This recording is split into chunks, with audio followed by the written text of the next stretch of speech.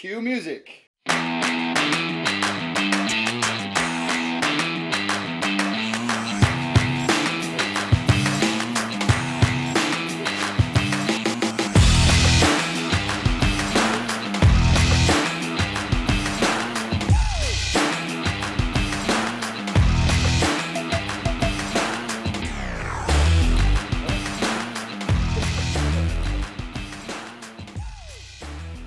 Welcome, everyone, and thank you for joining us for another episode of the SE Journey, where we like to bring on guests from the sales engineering field to talk about their journeys, how they discovered the sales engineering or pre-sales profession, why, how their path got to this point and how they became this type of professional. Should I be taking notes? Is there going to be a test later? Yes. I think so. Yeah. And why it's the right type of career path for them and why it is for many of us and maybe for you as well. So my name is Chris Sprague, and with me, as always, my co-host Zane Allen. And I'm Zane Allen, and I love how you're staring at the mic, just like you're talking at it. But as we are, you notice, if you're watching the video, not sure anybody is, we are live, first time ever. Yeah. In person. I mean, we're always in person, but usually in separate houses. And we're live on a, should we say, an undisclosed location? We're not going to tell us. I don't think you're where really we are. live. I mean, you're still going to record it. That's true. You're That's listening. true. You're listening to this now, not live. We're live, We're live. and that's the magic of tape. Every day of my life. That's true. This could be taped in the future and the past. But we are all in person in the same room. First time ever. Really excited about it. It's actually been a week of that. The three of us been together kind of visiting people in person and out in the field, Yeah, I'm sick in the of y'all. office. So Sick of y'all, man. yeah, so much that We we're should have ready. this on Monday, not Friday. Yeah, that's right. Now we're going to hurry up and get this done and roll out of here.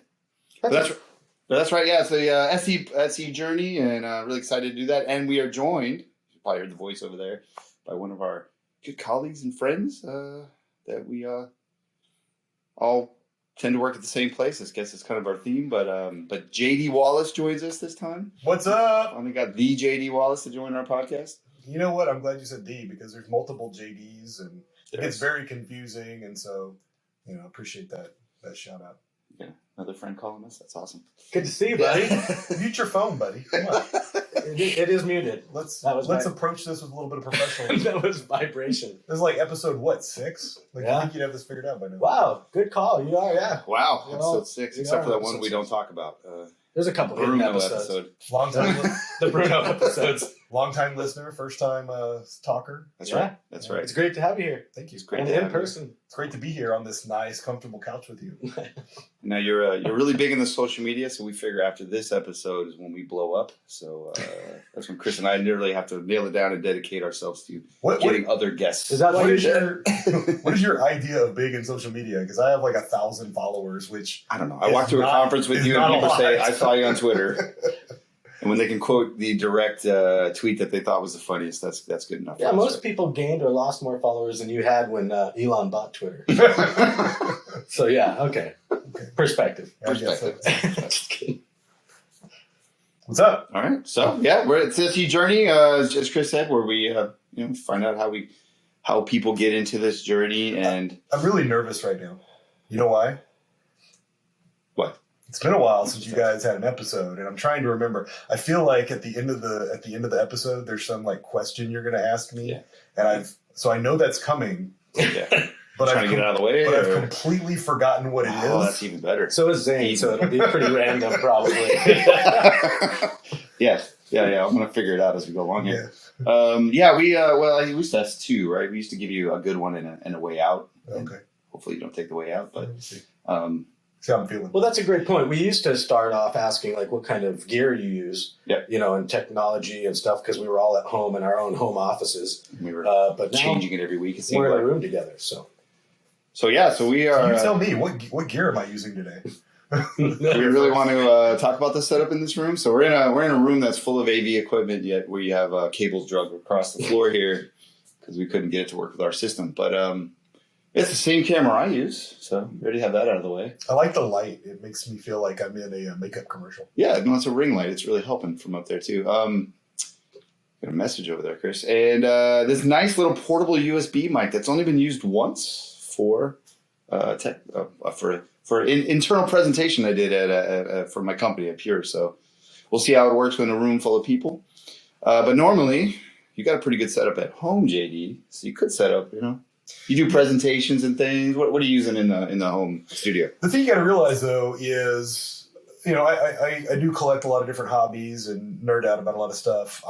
One of those things is not like AV tech though. I've never really gotten into AV tech, and so the purchase decisions I've made during the pandemic to do all of the copious amounts of Zoom calls that we do, 100% based on how cool something looks in my office. So I don't know if it sounds good. Let's see. Is this? Can I mention brand names, or is it like no product placement? We got to make sure you've got a. I think I just said Rode mic, right? Or Rode. I'm not sure it's Rode. Rode mic. I'll start out. I don't know that we'd get sued or anything. I feel like it's just free marketing. You wait till the end of the podcast, and maybe they'll sue. Yeah, knock on. If they sue us, we'd be lucky, right? I mean, somebody's listening. I did do a lot of upgrades during the pandemic, though. I got a Yeti Blue X, I think, mic. The big arm, so it comes down and dangles in my view of my camera, so that I feel really important. Yeah. So I got that, and that's cool. The best thing about that mic though is it comes with some software that lets you make it sound like you're broadcasting in an old timey radio. So that's fun. Oh, cool. So I got one of those. I did a lot of lighting. Actually, my setup is more about the stuff I have behind me. I would, like many people, I was doing virtual backgrounds for a long time, and I hate them. So eventually, I was like, whatever. I'll just set up my office in a way that I might want to share with the world. So I got a bunch of shelving units. Thank you, IKEA. And shout out IKEA. And I just put various things about the nerdiness that is me, kind of back there. I got some company stuff. I got lots of logos for, I think, Pure Storage is where I work. I think y'all know that. Everybody knows. So I got a bunch of cool logo stuff back there. I did this really cool thing where I've got these LED panels that kind of flash different colors. Just continued LED panels too, right? Oh yeah. Yeah. So that's no copying me there. Yeah. And I got Lego. I got a bunch of Lego. I've got it's harder to see, but I've got a section of books on fermenting things. Mostly beer. I guess a little sake book in there too. A little variety. Yeah. I have, and this is one of my prized possessions, I have a vintage from the 1980s, not one of these remakes that are like too super tiny, but I have one of the original 1980s Illuma Storms. You know what this is? No. This is this ball, and the safety regulations weren't the same in the 80s. So I'm pretty sure I'm decreasing my lifespan every time I turn this thing on. But I've got this glass ball that essentially there's a stick that comes up out of the center and you turn it on. Sharper image kind of thing, right? Yes. Mine came from Radio Shack. Radio Shack was big back in. Used to hang out the sharper image because it was in the mall. You turn this thing on and it makes a weird noise. Yeah. Things smell like ozone and mine is actually really cool because it's you can put it where it's sound sensitive and so with music when you're talking. So that sits right next to my wireless access point in my office, which I feel like is probably a terrible decision, but different things. I've actually never noticed that. I've seen your background a lot, but maybe I'm not staring beyond it. Yeah, we're gonna have to edit in the background here in the video here, just to kind of bring it in. Splash it up. That picture of you where you're. That's a little incentive to go watch this on YouTube. That's right. We're in a room. We're filming this as one big room, so we're hoping maybe this will be the first video we really promote. We've actually videoed every one of these podcasts, even in different houses. We just don't share it, I think. Lots of stuff we don't share. We're getting there. I don't know if that's it. Oh, I got a big monitor because you do. I used to have dual monitors, and that was cool. Yeah. But it's messy. It takes up a lot of desk space. Yep. So yeah, I just replaced it with one of those giant, I don't even know what I mean, one of those giant curve monitors where essentially it's broken into like 3 pieces and I can put all kinds of stuff up. 10 out of 10, would recommend. Would recommend. Okay. And you have a pretty good home lab too. I got a dope home lab. Yeah. Yeah. No, I've got, oh gosh, here we go with dropping brand names again. I've got three Intel Nooks. Yeah. I've got a Raspberry Pi. I don't really use that for much. I got it when it's a VMware home lab. So when ESX came out on ARM, I got the Pi to play around with that. I built a couple VMs, whatever, don't do anything with it. But no, I got the three Intel NUCs all running ESX. I get my licenses through VMUG Advantage. Again, 10 out of 10 would recommend. VMUG Advantage. VMUG Advantage. Yep. You get cool licenses and stuff. Absolutely. And there's a discount code out there now. Contact me if you want to hear it. Look at this plug. Wow. Get your 10% off. Let me know. The Microsoft licenses are harder because I still run a lot of Windows VMs and I want to keep it all legal. And so I actually pay for a Visual Studio Pro account, which is ridiculously expensive. Yeah. And that hurts my heart a little bit. But I do that. That's how I get my Windows Just do it once a year and then forget about it. Until I got a blog post. I don't know. Can you under the video put a link to? I got a blog post. This will all be in the show notes afterwards. There you go. I just set a goal for us, a task. I even priced it all out. Good call. Then I've got a. That's right. I think mine has I have a short. No, my lab's more about what I built on my lab. That's a good blog post there. Share what we're using at home. But you bring up a good point though. So I got this home lab and it's cool and it's great that I've got the ability to build that. I would say you haven't asked yet, but recommendations.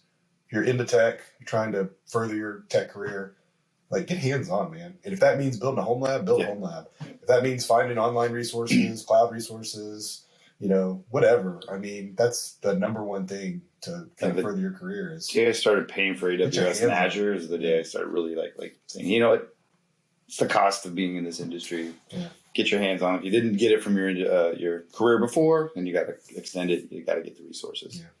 Make friends. Maybe you'll get some discounts. But I don't blog a lot, but most of the blogs that I've written have been informed by something I built in my lab. Yep.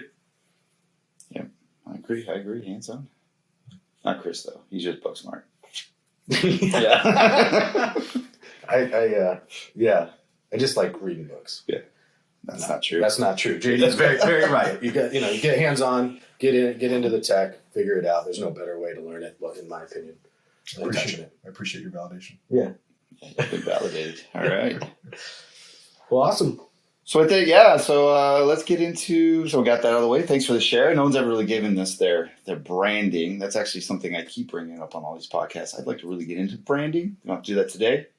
Maybe that's a later episode. You want to come back and meet us again, kind of, how you built your brand. And, you've kind of already gone into it, I think, with let's see how this one goes for background part. Yeah, no, I get it.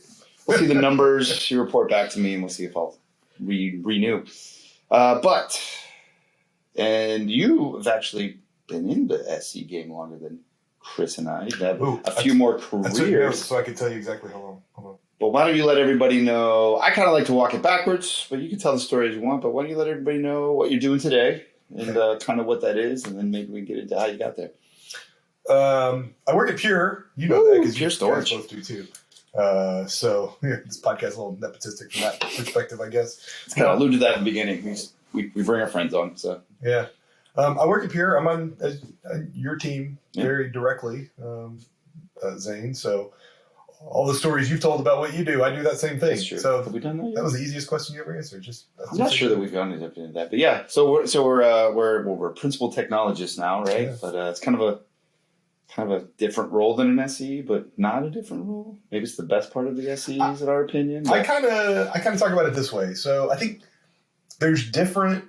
One of the cool things about our team is that there's a lot of different personalities. Yep. There's a lot of different approaches to the way we try to add value. None of them are wrong, but some of them are very different. Yep. So my perspective might be a little bit different if you've worked with somebody like, Kyle Keller, Andrew Miller, some of the other folks on our team. They might have a different perspective. But my perspective is that it's kind of a mix of three different things. It's about a third solution architect, right? So a lot of organizations, we have SAs who are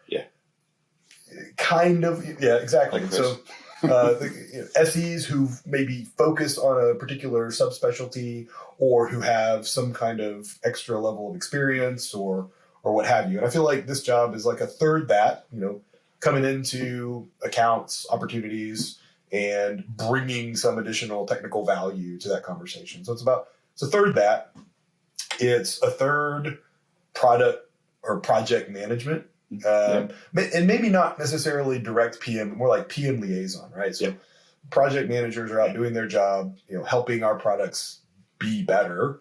And we're in the field a lot more often than they are. And so we interface a lot with that team to give them the voice of the field. And the other way around to, disseminate information about what they're working on to the field. And so making sure that there's a really robust two-way communication. Field perspective to PM and PM perspective, kind of what they're trying to get done, that middle glue. So I think it's a good Did you want the third one, or you're going to interrupt me now? No, yeah. Go ahead, please. I did say three, right? I did say three. If I don't say the third one, I'll forget. I'm not really listening to you. Then we'll get to the end of the podcast. You have stopped talking. I will stop now. Anyway. Well, and then the third one is kind of tech evangelist, right? It's doing things like we're doing right now.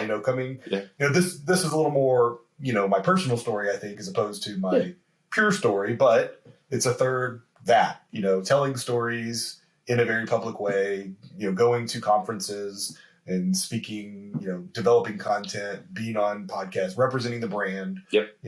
So you kind of mix those three things together and shake it up. And I think that's my vision of what a principal technologist at Pure is. Yeah, I would agree with that. So so more of less of a individual contributor, but kind of a voice of the individual contributors across the board. Yeah. Chris had a question. Yeah, no, sorry. We're all friends here, if you can't tell. I might have got jumped there. I was going to say... This is how our regular meetups go. Because what you were explaining there, what I thought it was a good time to reiterate. We call this the SE journey, as in sales engineer.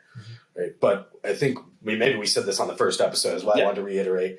We said sales engineer could take many titles, right? Systems engineer, solutions architect. I think the real key glue here is we're all pre-sales in some fashion. Whether we've gone way up the ladder or we're just at the beginning of our careers. Don't call me when it breaks. Don't call me when it breaks, he says.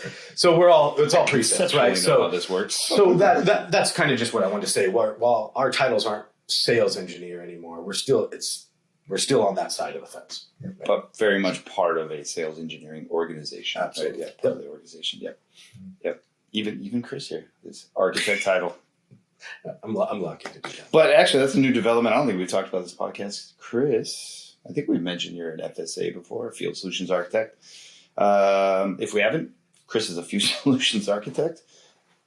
We're now on the same team. So we're talk even more nowadays. So that's kind of a great thing. Anyway, that's more of an internal thing, but kind of more of an extension of the same team. It's kind of doing the same thing from different angles, I guess, right? You got a different focus than us. So that's been pretty cool. Synergy, right? Because we can't all be everywhere at once, or can we? But before that, JD, I think you told me the three things, so we're good. Questions out of the way. All right, I'm going to move on. You were an individual contributor, am I wrong? I'm still an individual contributor. I don't have direct managers, or I don't manage people. Reports. Still nice. Oh, that's true. I guess I think of but more of a customer-facing. Territory individual. Direct account ownership. There we go. We'll go with that term. That is a better term. Thank you. We got the term. So prior to this, I was a system engineer, sales engineer. There's a lot of different terms that mean kind of roughly the same thing. For a variety of companies. Veeam, most recently, before coming to Pure, which was cool because that was a little bit of a shift for me, right? I started my career very storage centric. And built my career that way. And the earliest opportunities that I had as a sales engineer were all very storage hardware focused. And Veeam was a little bit of a shift. It was a fun one, though, because Veeam will tell you, they're the number one storage provider in the world, right? Okay, you got to read into that. It's because of how much data, how much Veeam data they store and manage. And that's cool. So, but the point is that they're very closely aligned with storage. There's it's protecting data, and that's really what we talk about in the storage community is data services, data protection, all the different things that you need to do. The stack. Yeah, exactly. Yeah, when we were at Veeam, we never didn't sell something that included storage. Yeah, it was part of the solution for sure. Yeah, so that was, it was a way that I kind of rounded my experience and my career a little bit. So I was really glad to have that opportunity. Yeah, and then before that, a couple of storage startups. One of them got acquired by Western Digital, one of the largest storage manufacturers in the world. That was a fun ride. Which again got acquired by somebody else. Yeah, not Western Digital, but yeah, it's a brand. Yeah. Okay. Yeah. So storage through SE. Well, maybe each one just kind of leveling up it as an SE as you went up, or maybe taking on greater accounts, or any growth there. So I guess the core of your question is, how and why did I transition between each job? Is that I always figured a transition. Yeah. Why did you transition? That's a good point. If it's just because you didn't like the company, I guess then we'll end the conversation. But no, so always looking for something more. How you got to Veeam. Well, let me answer your question by not answering it for a minute and taking a step back. So one of the things that I really believe, and when I'm mentoring others, I tell them is have a plan, know what you want, think about that plan, but don't let that plan define your career. What I mean is, like that, always be open to opportunities that present themselves. If an opportunity presents itself that doesn't fit in with your plan, but is something you're interested in doing, maybe even something you're a little scared to do, and something that you think could provide value, adjust your plan so that you can say yes to that opportunity. And I think if you look over the different shifts I've had in my career, there's been a lot of that. Now, maybe you're kind of working me backwards, but it's going to be easier for me to tell the story starting at the beginning. It's your story. I'll go all the way back to college. So I started at the University of Arkansas as a chemical engineer. Yeah. Because I love chemistry. I thought that was a lot of fun. Coca-Cola, it's Coke Zero now. So there you go. Thought that was a lot of fun, and it was. But I also had to pay the bills. I was going down. I remember I was freshman year. I was going down to do my laundry in the laundry at the residence hall. And there's a sign on the door said, I didn't have a job at the time. Sign on the door said, "Good with computers? Need money?" And I'm like, well, yeah, both of those things. So I grabbed one of the numbers and I made a phone call, and I ended up, so the housing department at the University of Arkansas it was big enough that it had its own IT department, mainly because it had computer labs in every residence hall. This was still earlier days before everyone had a computer. We were kind of in that transition. Yeah. And actually, while a few people had computers. While I was at the university, we kind of transitioned away from the labs because we got to the point where more and more people had their own computers. Yeah. But we were still kind of in that transition period, and so managing our own computers had a very, very small. I even hesitate to use the term data center because it was like one rack, but had a data center, eventually had in-room networking, so Ethernet through all the residence halls and all the management that came along with that. So there was enough of computer and IT infrastructure that housing department had its own kind of IT, and it was in a really, I don't know how much of this I'm getting kind of into the history of the University of Arkansas now, but it was in a. There were a lot of transitions happening. I already mentioned the transitions from students not bringing computers to students bringing computers. It was also a transition from a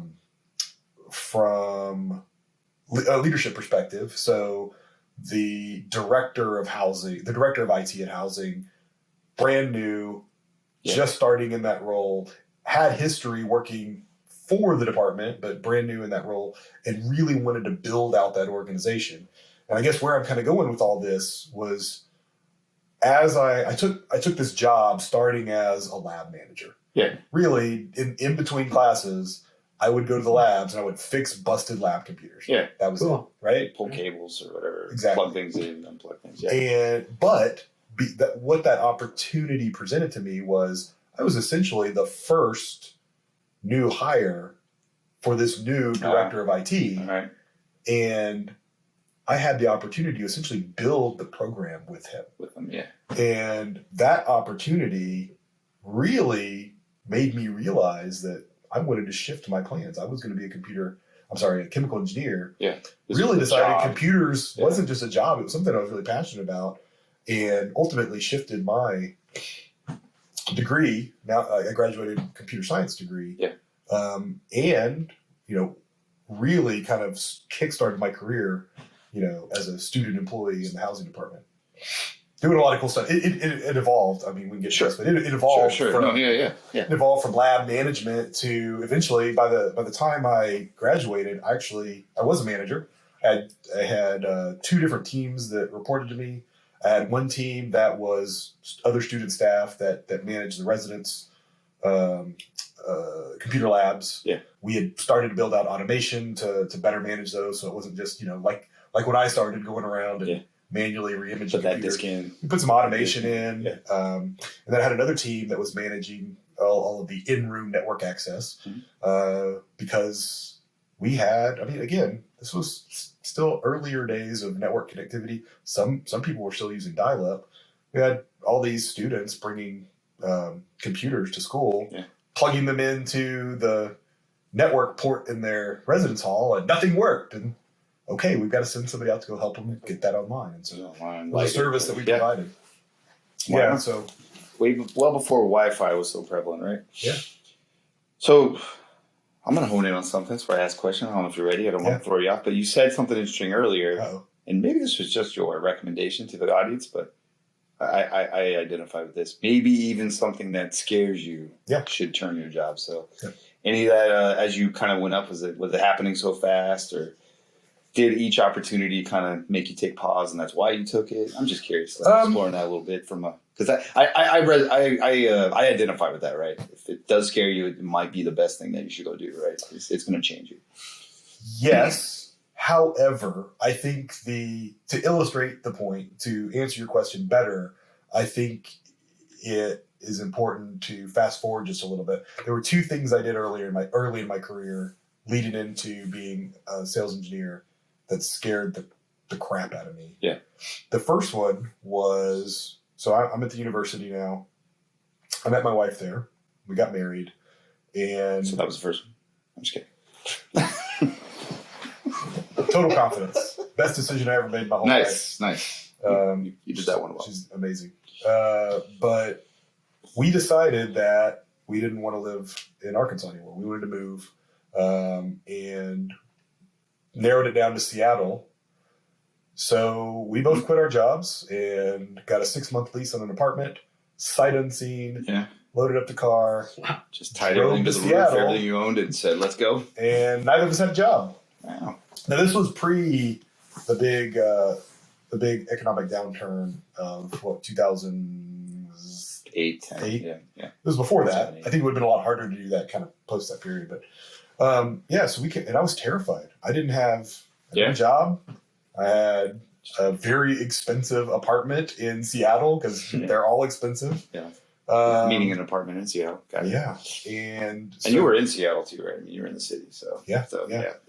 So I remember applying somehow, and maybe it's just because to someone who grew up in Arkansas, when you think about tech in Seattle at the time, the number one name that came to mind was Microsoft. Yeah. Right? And so it was probably driven mostly by that kind of... That name you knew. Exactly. Yeah. But I applied at a ton of different places, but I specifically honed in on Microsoft, and I had a little bit of a strategy. I was literally applying for dozens of jobs across the company. I would basically anything that matched kind of the system engineer persona. Yeah. And I basically kind of broke it into 2 categories. I can't write a custom resume and cover letter for every single one of these. There's just too many. Yeah. So I kind of have my tier 1 and my tier 2. Yeah. My tier 2 jobs, I just kind of generic application. My tier 1, one that I custom those. I was like, oh man, this was really choice. Yeah. Change the words to match. Yeah, I kind of tuned it a little bit for the job opening, and it's a good tip, by the way, for those listening. Yeah, and I wish I knew. I wish I had a record of exactly how many jobs I applied for at Microsoft. I bet it was over 100. But eventually, after 3 months, I landed a full-time gig at Microsoft. This was not pre-sales yet. This was still internal IT stuff, right? Yeah, I was a lab guy at Microsoft, which was a ton of fun. So you're doing the residence labs. It's like you're right back to kind of I'm sure it's a different level, but kind of start. I got it's not really a joke, but I got a question for you. Yeah. So what do you think one of the very first things that I was tasked with as a brand new sysadmin on this team at Microsoft? What was it? What? Backups. Oh, wow. Yeah, you're bringing it back. Yeah, we could have all done that. I go back to my career, and I finally did that when I was leaving Veeam. I'm like, every job I was the backup guy, so that's what the new guy always gets. That's always the new guy. So just take it. Yeah, okay. Okay, so we can come back to that. So let's get back to your was question. like USB thumb drives back then? What were you doing? A little Windows? It's all Windows backups, right? It's all Windows server all backups. tape. Okay. Oh, man. I don't know if I should say this. Maybe the people at Microsoft are listening, but I'm still not sure that I managed all those tapes properly. Yeah. I don't know. There's tapes with barcodes and stuff. I'll admit, I would forget. I don't think they're company anymore. I didn't. Boxes would show up. They'd be like, here's your tapes back. I'm like, something needs to be off-site. These didn't work. Just take that one back. I'll admit it. I was like, I don't know what else to do. Leave it in. I mean, if you can wait around 5 hours, I'll get a new fridge. We'll get you tomorrow. Anyway. Yeah. But you asked what scared me. That was one. Yeah. That's a big leap. The move. Yeah. Worked out though. I think the second thing. It's calculated risk, maybe a way to say it, but risk nonetheless. The second big move that I made that scared the crap out of me. Very relevant to your podcast, I think, because it's how I became an SE. Yeah. So I'm working at Microsoft now. Fast forward a couple years, I had managed to become the primary engineer responsible for storage. There's common thread there. Yeah. I had a couple of petabytes that I managed, which today, we can do that. A big number. It's nothing, right? Like but early mid-aughts, huh? Back then, that was multiple racks of gear spread across multiple labs and multiple buildings. It was quite a bit of. What was the size of each hard drive? That had to be huge. You had some that were like 36 gigs, 72 probably gigs. Getting up there. Yeah, still, it's a lot of disk. Like that. A lot of disk. Yeah, we don't do disk anymore, but yeah. But so I managed a lot of storage, and through the course of that part of my career, I got to know all of the sales teams for the vendors that I had in my labs. Right. So, right. I really got to know those folks. They were good at their job, and so they were keeping touch points with me and making sure that I had what I needed to be successful using their products. And ultimately, I would tell the organization to buy more of their products. Maybe taking you to lunch. Not that that's taking lunches, all that good stuff. And the sales engineer I worked with took a different role, which made an opening for the sales engineer for the storage company. I'll go ahead and name the name because we're talking about my career. Zyotech was a storage vendor that I used. And the sales engineer who worked solely dedicated to Microsoft moved to another team, which had an opening there, and recommended me to fill that role. And awesome. I'm kind of known as being a little bit obnoxious, maybe outgoing, talkative, chatty, confident. That wasn't the case pre-becoming an SE. Yeah. Okay. And so I'm going to talk about this because I think this is really relevant to JD. Your listeners. Is I was absolutely scared to death to become an SE. But did you ever think about I would like to be an SE before that moment? No. Or did that was like, there's thought about this. Here's an opportunity that it presented itself. So it wasn't something you were. And I thought about it and I said, wow, this is an opportunity to do a lot of things that I think I would like to do. Travel a little bit, get to work on a diverse set of opportunities. One of the things I love the most about sales is every week new project. Yeah. Right? As opposed to, I was enjoying what I was doing at Microsoft, but it was a lot of the same stuff over and over and over again. Yeah, owning the network it's within those walls. Yeah, sales engineer, those racks. You get to work with somebody on a project, deliver the project, and then move on and go find the next area where you can be impactful. So there were a lot of things, that were really fun, but I was scared to death to get up in front of a large audience, especially at Microsoft, my only customer, Microsoft, Very, very, company you're very familiar smart with. people. Company you're even familiar with, right? You still have that fear. Yeah. Incredibly smart people. Get up in front of them and talk about, something, knowing that I was not the smartest person in the room. Now, that's an important, I believe that's actually a good skill, to know you're not the most important person in the world, because it gives you some humility. But anyway, sorry. Yeah, derail you there, but exactly. That's right. not necessarily a bad thing, but I get, the fear though, before you really get through that is it can be overwhelming, sure. Probably at least for the first 6 months that I was an SE. Yeah. Every time I had to present, I got sick to my stomach. Like just terrified. Yeah. But I powered through, and I kind of, you build those skills. You don't just have them. Yeah. Built that skill. I did the thing that was scary. I went out there, built my knowledge that I'd be more comfortable presenting.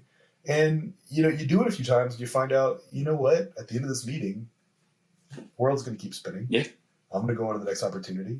People are going to ask some questions. I'm going to know the answer to some of them. I'm not going to know the answer to some of them. That's okay. Next time you're going to know that answer. And exactly. And so they're only retaining some parts of it anyway. And yeah. So there was an extreme period of nervousness for me, but I stuck with it. And now, as I look back, it is one of, after meeting and marrying Angela. Yes, that is established. One of the best things that I ever did in my career was to say yes to that opportunity and go do the scary thing, which comes back around to your question. Did you ever? I had this when I first got in, and people would ask me, well, how's your job? I'm like, you know what? Even when I have I'm going to say a tough day, but you have those days where like, I didn't know a thing, that meeting could have gone better. I still looked back on what I did before, and I was like, yeah, this is 100% more what I'd rather do. So, I wouldn't say the best day here is better than or worst day here is better than the best day there, but this is propelling me towards the thing that I really like to do, so it's worth it, right? And I'll tell you a little secret. You're never going to 100% get past that. What I mean is, even today, I'm 5-6 jobs in principal technology. What are you, 9 years, 10 years in the industry? I can think of, even less than a year ago, maybe about a year ago, a meeting that I took where I presented for Pure in this role, and I bombed it. I had a bunch of technology issues. I couldn't get into the meeting. I was late. My computer was acting up. I didn't have a good grasp of what I was expected to deliver on the call. Yeah. So I prepared the wrong thing. I was so shooken up by all the technology issues and the fact that my presentation wasn't aligned, that then I was nervous and I gave bad delivery. Why do I tell you that? To remind you it's okay. Yeah. And even folks who have come as far as we have in this job, in this role, still have bad days, and that's okay. Yeah, that's okay. Well, I think that having a grasp of what you're supposed to deliver, maybe that's more important now. When you're kind of used to, like at VMA, there 5.5 years, I'm like, I know what they want me to say. Yeah. But that's a big thing. But it's going to happen, and it's going to be almost take you back to those beginnings. Like, oh yeah, I remember stumbling through this, and I'm going to get better. Yeah. That's a great story. It actually goes back to a comment you made, like way towards the beginning. You said be open to opportunities that even you're not looking for. And I was going to say at the time, I have never regretted stepping out of my comfort zone and doing something that I thought that I would be scared of, but I have regretted not stepping out of my comfort zone and gone, well, what could have been, because the best things in my career happened when I, like you said, it was scary, but I took that job or took the opportunity, and that's how you learn and grow. Yeah. So modify the plan. I like that. I tend to set. I've told you guys this 1,000 times probably, but I tend to set these goals. Like I want to be this, but don't be afraid to deviate along the path, because it's going to make you take the actions to get to the place you want to get to anyway. Even though you might not make that ultimate goal, but you got to have a plan, a direction. Yeah. To your point. Yeah. Now there's something that's equally as important that goes along with being open to opportunities. The other side of that coin is making sure to put yourself in lots of situations where you are likely to be presented opportunities. There you go. Right? That's So the plan you should have. Is put yourself there. say yes Yeah. to the networking opportunity. Yeah. Go to that community event. Go say hello to the person that just delivered that presentation that you watched, that you enjoyed. It's you have to have the mindset and the preparedness to recognize and accept the opportunity when it's presented. But you also have to put yourself in a situation where you're more likely to be presented with those opportunities, right? Yeah. It's kind of the two things go together. Yeah. Those opportunities aren't going to come to your house necessarily. Well, maybe on Zoom they are, but without you logging into that Zoom, they're not coming to your house. That's great, because that seems to be a reoccurring theme on this podcast, right? Just say yes. Yeah. Take opportunities, right? I like, JD, what you just said, though. It seems like on previous episodes, while that's been a reoccurring theme, it's always been about, I'm in IT, I'm going to say yes to the next job or taking on additional duties as assigned. Yeah. Right. But you just took it beyond that even. Yeah. Right. Like, go say hi to that presenter. Go talk to people you're not even familiar with. Right. Say yes to doing something with them. So that's awesome. I like how you broadened that thought. Yeah. Now, I know this is the SE journey, and your focus is people coming into this role, but I'd like to take just a minute, if you'll give me the leeway, and I would like to talk a little bit about what I think folks who are kind of further down the journey. I think the SE journey doesn't end, man. So I think that's the kind of the point. You have this role, and you've had all sort of roles. So yeah. So if you're young in this journey, if you're early in this journey, all of those things I just said.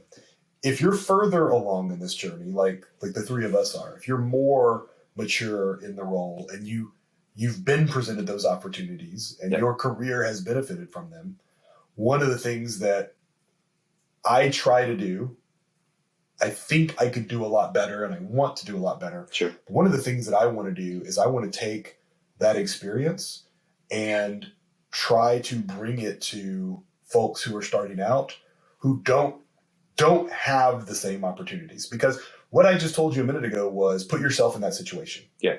There are certain people who, through the nature of their upbringing, how much money they have, their ethnicity, where they grew up, all of these different characteristics may not have had as many opportunities put in front of them as, a white dude like me has.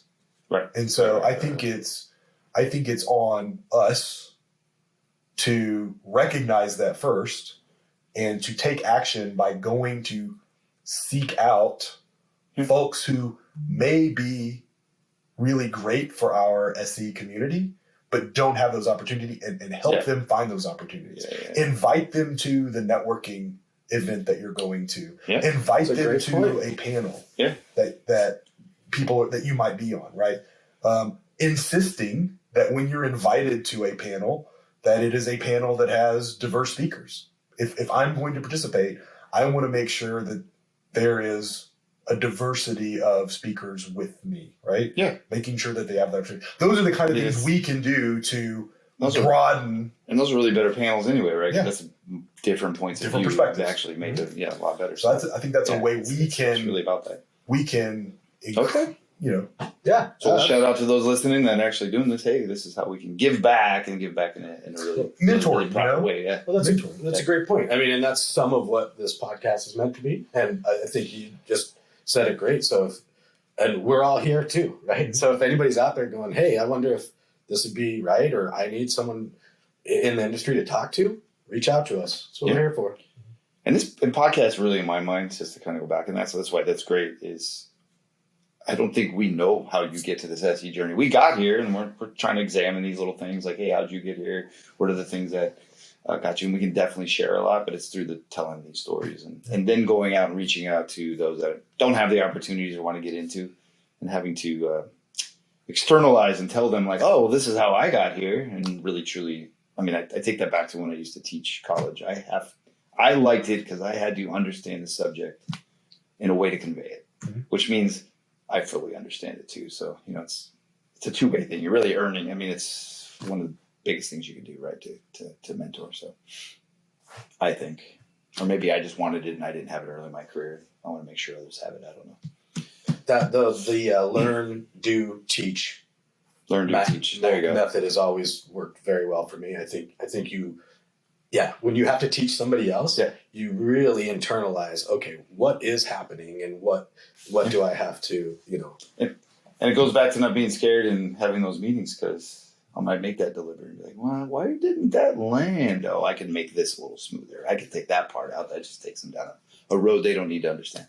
So yeah. All right. It's definitely a journey. Mm-hmm. Yeah, so that got us to Zyotech, got you through the storage. I guess storage kind of was all the same, or not all the same, but it was that same journey. And then, did we cover your entire? I mean, the relevant points. Zyotech, storage startups are fun. That's a good one. Yeah, if you want to give it a second on startups, I've never been in a startup. Chris, I don't believe you've ever been in a startup. So no, I worked not in unless both places you did. So not unless you consider state government a startup. Well, maybe that's like one. Any preference? Yeah, that would actually probably be a good little perspective. We haven't had that yet. Preference on startup versus big Like, company? do you like them? Do you not like them? What are they about? Are they a young man's game? That kind of thing. Whatever. I mean, very different, right? And I've kind of run the gambit. I've worked for a couple startups. I've worked for some of the largest companies in the world, Microsoft. Yep. They bring different things to the table, right? Microsoft, tremendous stability, tons of benefits. Yeah. Lots of opportunity to make lateral moves through the organization and try different career paths, try different, kind of things. Probably the most important thing, I don't know if my mom will listen to this, but probably the most important thing is when, and I'm making a joke, but when I moved to Seattle and I got the job at Microsoft, my mom was so proud.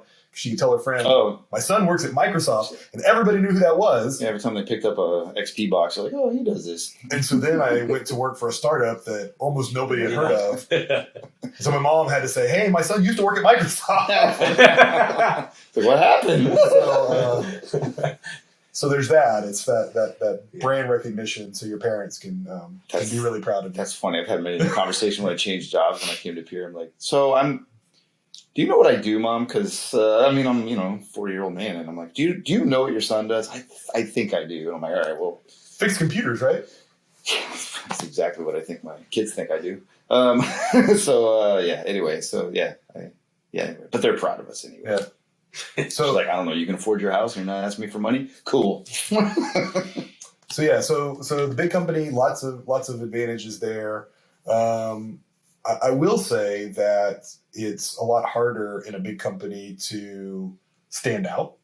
Yeah. I mean, there's certainly opportunities to do that, but it's harder, right? Small fish, big pond. Yeah. Big fish, really big pond, whatever. Let's see. When I started, why can't I think of his name? I'm having one of those moments. You'll edit this out, right? Founder of Microsoft. So Palmer? No. Bill Gates himself? Bill Gates. Thank you. Gates. Sorry. Co-chair of the Bill and Melinda Gates Foundation? I was having a moment there. I started when Bill was CEO. Eventually, Ballmer became CEO. Yeah. Never knew my name. Sure. Promise neither of those individuals have any idea who JD Wallace is. Yeah, every time you met him, you gave him a different name. I did. I never met Bill. Actually, I never met either of them, but I did. One day I was going to get my morning Starbucks, and I saw Ballmer coming out of the Starbucks. I didn't introduce myself. I let that opportunity pass me by. Did you? Intentionally. Yeah. But yeah, so that's kind of the downfall of a large company. Yeah. Okay. You have it's harder to be globally impactful. Let's say that if we want to do that. Okay. Yeah. Small stability, but global compact. Yeah. Okay. Got it. Small company. Every startup that I've worked for, first name basis with CEO. Yeah. Everybody knows who you might even just have a first name email because there's not enough people there. Right. Yeah. You have, the risk is small companies, startups could go out of business at any point. Yeah. So there's definitely less stability. Yeah. Generally fewer benefits. If, there is upside if the company blows up, gets big. Yep. You certainly a lot of times have the opportunity to share in that equity, and so that can be a big benefit, but those are few and far between, right? Yeah, that's not. Yeah. But I think the most value that I got out of working for a startup was the ability to be impactful. There's fewer people there. There's a lot of jobs that need to be done. And if you're willing to go out, find something that needs to be done and do it, there's a lot of opportunity for you to build your personal brand, to build your resume, your career, all of those kind of skill set. Yeah. Let's define roles is what I always figured, right? It's like you might have to do a myriad of things. Maybe it's like the technical role, but you might be marketing as well as the SE, right? And you might even be supporting people, right? Depending on what the company looks like. A lot more work, a lot more upside. Yeah, so that's really what you want to do. Okay. I think that's a good perspective for those that don't know. Again, I have never worked at a startup. Neither has Chris, except for the government apparently. And I've never gotten rich working at a startup, so how about that? There is those. You hear those stories. So I'm not going to compare like a big company, small company, like the major leagues. But, only the small percentages get in the NFL, right? Yeah. Most people, don't. So, you're going to. I did work at a .com that was like just came out, the .com area. There you go. But I wouldn't really call it a startup. It's a bubble. It was a bubble. It came and went, right? And it was like, it was .com is an internet site for those that are younger, maybe, but Web 1.0. A Web 1.0 company. The .com bubble, yeah. So, but it was so small. It wasn't. We were doing digital media small stuff. Company feel. And there was like 6 of us total that actually did all the jobs. Yeah. Okay. Yeah, and programming and digital editing, and then you had a few leaders. Yeah.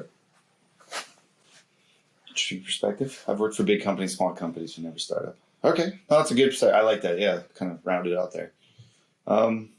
Anything else to add on that before I ask you this question I usually ask, which Chris might be right, I might not remember.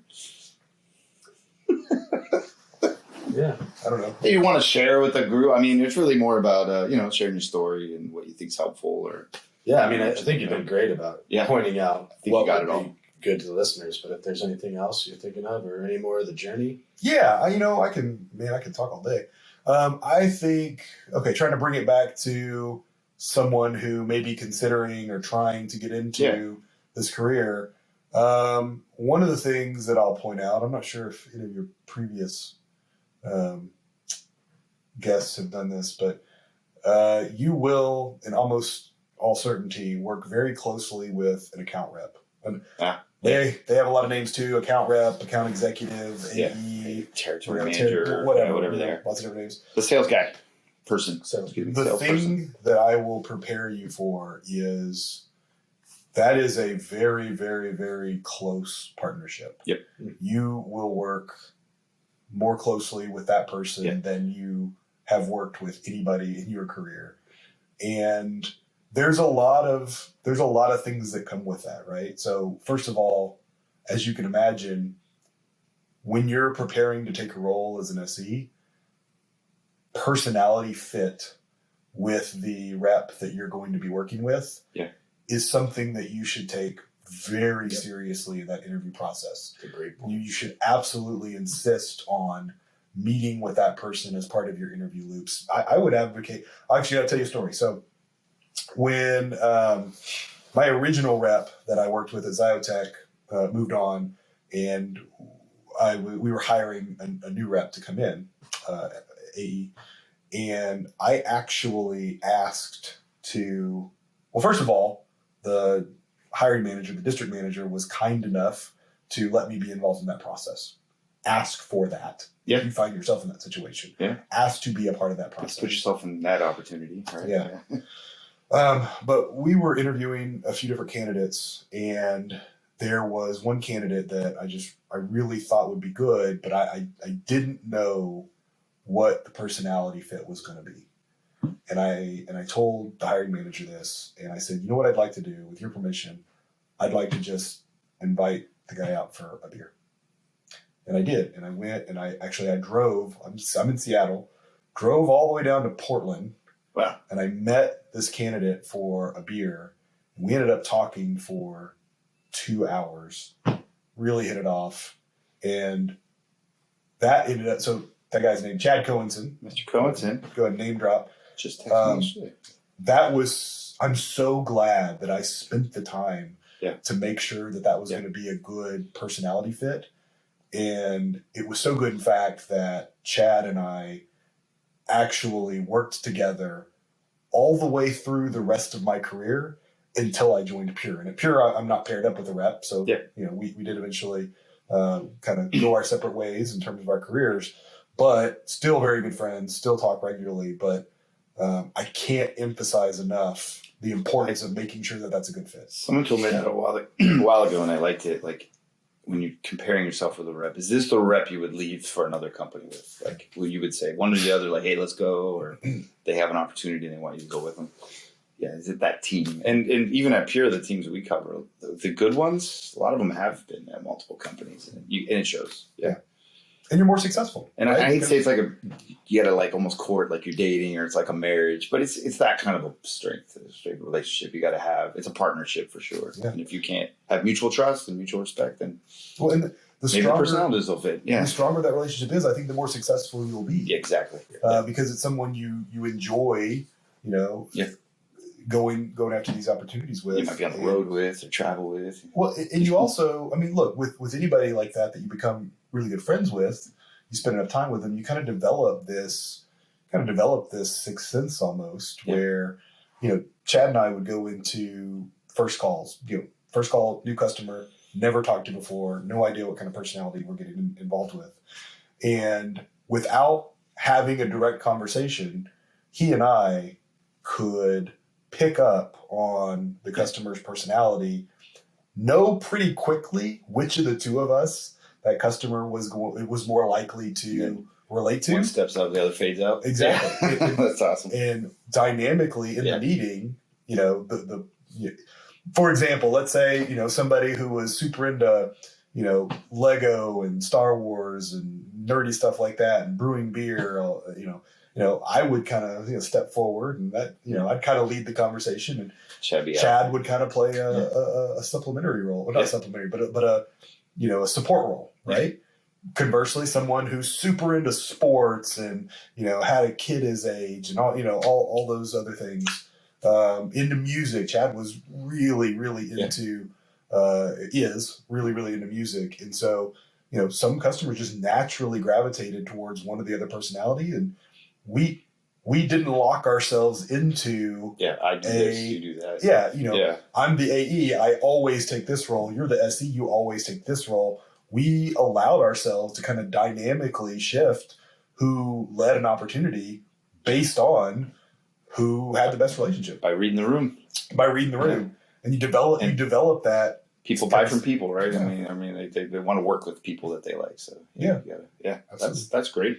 Oh, that's great advice. Sales one, we haven't actually explored that yet. I was going to say that's great because in IT, I mean, I never wanted to be in sales and didn't know what the engineering side of sales was. So I never thought about, when I was starting to come in here, what you just explained, right? Like, you're going to have a relationship closer than a work relationship than you probably ever have. Some weeks I saw Chad more than my wife. Yeah. And it's not a huge team, right? In IT and IT shops, I had teams and groups. We worked really close, but this is much more just a kind of one-on-one relationship. Yep. Well, that's a great point. That's a great point. Yeah. Relationship with your AE. Okay. I feel like I didn't come up with any fun stories. We could tell a fun story. Well, so the question I usually ask everybody if you want to get into that, it's usually, I have two. Maybe Chris can remember my other one because there was an out question. I think it's supposed to be your best. We usually tie this to IT. Usually by this point, we're talking about the IT in the career, so like kind of your best moment. But I like to ask what you think your worst moment, your biggest mistake, be it an outage, your biggest flunder. It could just be your best story in IT. Did you ever trip over a power whip and take out that one rack data center? Yeah. I mean, we've had people update, update a UCS, maybe that was yours. Update a config file that just took everything offline. Like at any point in my career or specifically as an SC? Just any point usually ends up being in the IT realm, but usually drags out an interesting story, so it's giving you just a chance to tell yours. Worst. I I think, humility, they're the funnest. don't know. I don't know if this is cheating, but I can tell you a story about somebody else. Yeah. Probably cheating. It's funny though. So Should just owned it, man. There's a tip for you. If you're an SE, borrow stories, make them your own. oh yeah. So that's what JD's going to demonstrate. This is how you borrow a story when you can't think of one. So this is when I was working at Microsoft, and the way the buildings we were in were laid out is they were mainly office buildings, right? And so big building, all around the edges where the windows were, you had offices because you want to put the people next to the windows. Yeah. But then in the interior of the building, we would put labs. And what I mean by lab is a data center, a non-production data center. So we had these labs for a variety of things, building software, testing things, all kinds of fun stuff. And we were in, I can't remember, the building was maybe 5 or 6 stories tall, and these labs were stacked on top of each other. So every floor had a lab. Yeah. Now, when you went into a lab, there, right next to the door, was a huge EPO button. Mm. The big red button behind the plastic shield, the emergency power off button. I guess the funny thing was I was never actually trained on this button. Like, why? I knew it was there. I mean, it was when obvious. I hit this, and, You couldn't miss it. But what's the purpose of hitting it? If that thing starts on fire, we can show you all that. I guess the idea, malware attack. I think the idea was, something bad's happening. Something, we cut the power, and there we go. That bad thing stops. Okay. Honestly, I don't know. Yeah. I never pushed the button, so there you go. Right. So we had one of these in every lab. The shiny red button. You see where this is going. Yeah. So one time we were moving a lab. So we had to shut down everything in this one lab because it was all going to another building. And it was me and another technician that I was working with. And we were done. We had everything shut down. And the other tech, I'm not going to name names here. The other tech. I should own this one. So the other tech says, "Hey JD, you ever wonder what happens when you hit that button?" Oh God. It was like, yeah. Sheer curiosity. You say yeah. Yeah, I did. It was the. You see that Ren and Stimpy episode? The shiny red buttons. That just me. Anyway. We had already shut everything down in the lab, right? Oh, you're like, what? What's the word? I mean, what's the thing? What's going to happen, right? Yeah. So he flips the plastic cover. Like a Whoop. delivery. Mm-hmm. And then boop, hits that red button, and it, doesn't really do anything because the lab's already off. Then the cell phone starts ringing. Because you're on floor whatever, right? Yeah, we're on like 3rd floor. Yeah. What we soon discovered was that button was not connected to the lab we were in. That button was actually connected all the way at the ground floor of the building to the main power trunk that was supplying the entire stack of labs. Yeah. So by hitting that button, he did not shut the power off to that lab. He shut the power off to every lab. So whatever was plugged into that. Woo! So there you go. So that was an intentional button push. That's awesome. That's actually a great story. Yeah, that's a great one. Yeah, it is. It could be yours. You were there with them. If you weren't, you weren't. That's fine. But that's hilarious. That weather reminds me of. I used to stand in front of every time we'd have a raid failure back when I had to worry about that. Me and the other guy would go like, "So we should be able to pull that drive, right? Because it's the one with the blinky light." Yeah, and we'll keep all our data, right? Because we still have it's only one. We got raid. It's fine. It's like you do it. It's fine. No, you do it. And we'd have to talk ourselves down. Well, we're already in this predicament, so we're here. We got to do it. All right. And then you'd be fine. But I remember both of us would be like, yeah, that's what I read. And I've done it before and it works, but I don't know, man. Because I've also been standing in that same time and watched Amber Light, second Amber Light. And you're like, oh, my raid's gone. And that's why I hate Raid 5.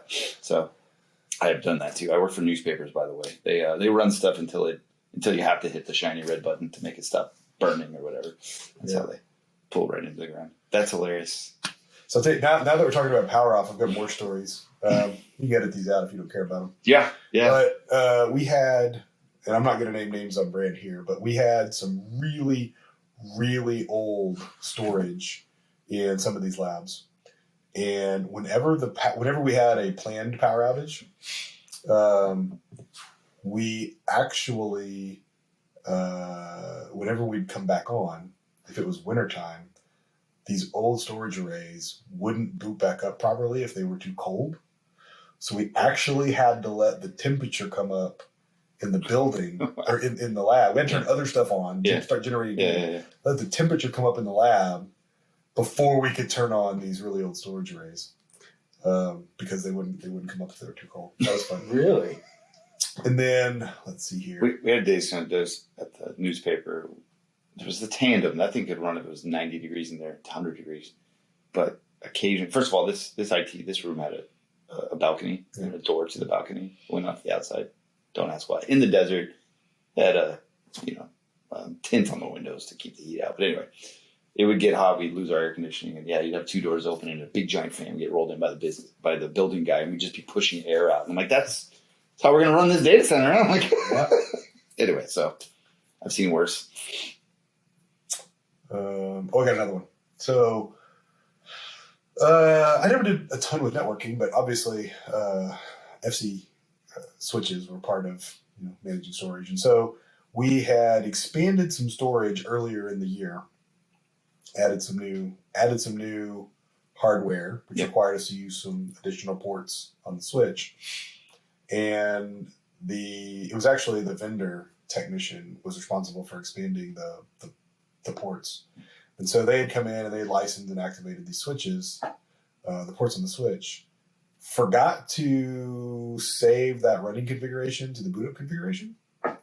So then one weekend... Forgot to write WR. Yeah. So then one weekend, the power went out. No problem. Everything booted back up. Yeah. Half the storage didn't come back online. Sure. And it became this huge emergency. And I basically came in. I was like, oh, it's because half the ports aren't on. Yeah. Brought them back on, and that was it. Yes. You cut that one. That wasn't a very interesting story. No, I think I've been there. Oh, I forgot to write WR. That's when you learn that text files are backup files for switches. That's what I did, at least. Anyway. I had that exact same realization. Like, oh, we just keep all this in a text file. Yeah. Okay. Which, I don't know. That's probably not secure, but it's just configs. But, yeah. Definitely not secure when your passwords in or open text in that text file. Maybe don't do that. Yeah. Open text passwords. Hey, that was back in the day when I was writing batch scripts for everything. So I have one question for you, going back. And it's already been proven I'm not listening very well. So you may have already said this. You should have more interesting guests. You mentioned... No, dude, you've been absolutely fantastic.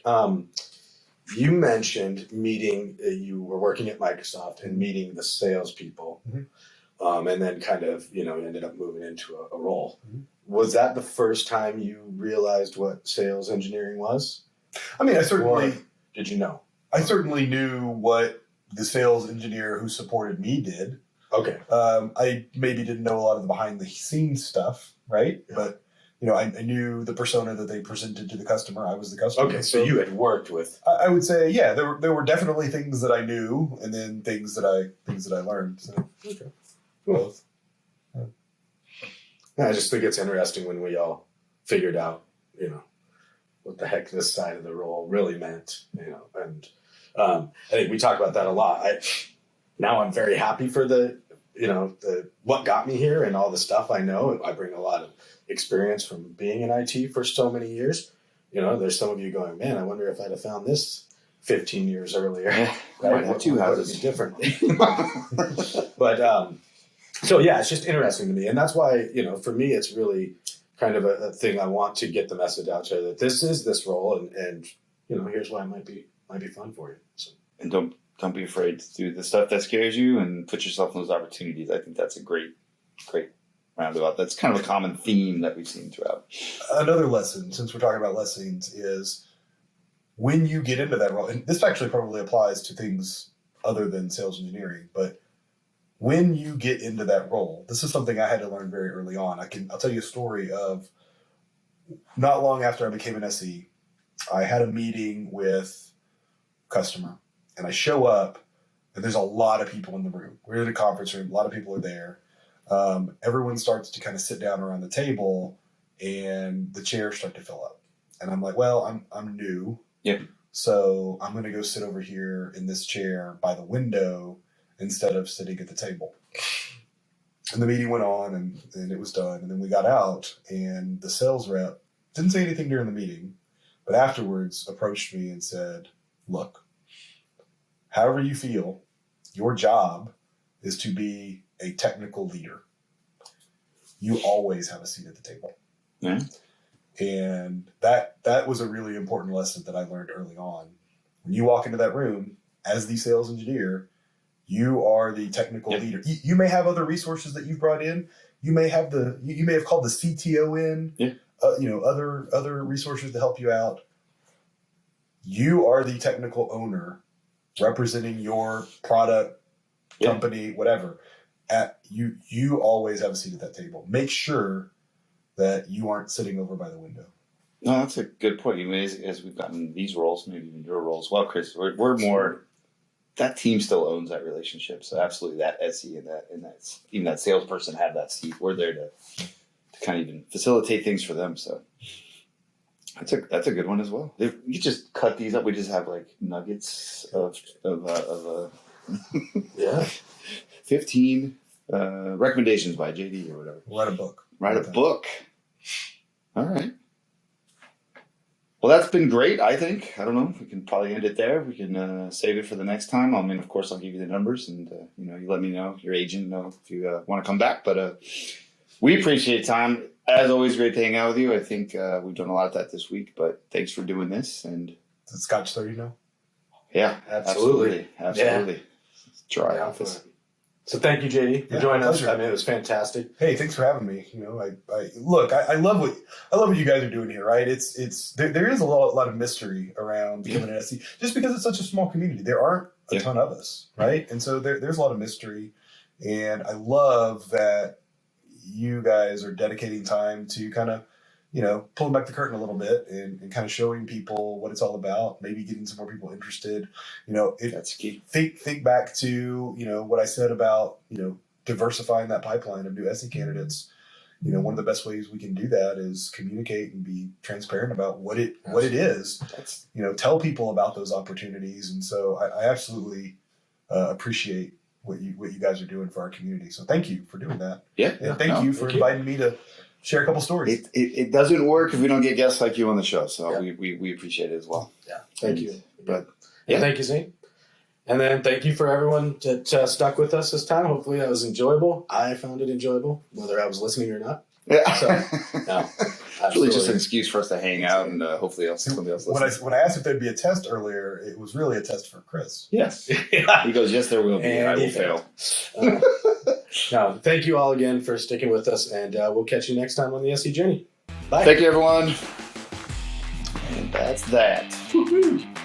That was good. I think we went long, too. I didn't tell my...